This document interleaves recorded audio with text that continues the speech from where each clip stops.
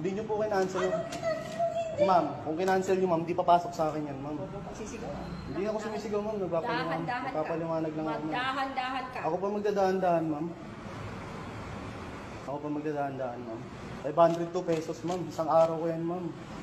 Magdamag ako sa kalsada ma'am, kung alam mo. Tawagin mo yung guard. Guard!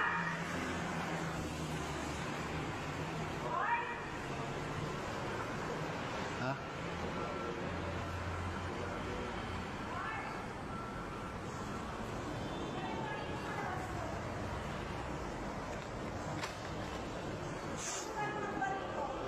Mayroon yan.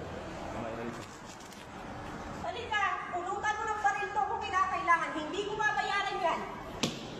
Halika, haglag ka rin mo to. Nag-cancel ako kanina. Sige ma'am. Bravo, Mike.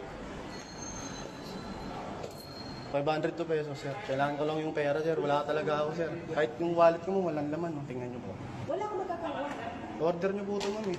Kinancel yan. Kung kinancel po ma'am, di po papasok sa akin ito ma'am. Wala akong magagawa. Palit ka rin mo. Ba't ganun? Ma'am, magbabiral ka ma'am, promise. Tandaan nyo yung mukhang to ha.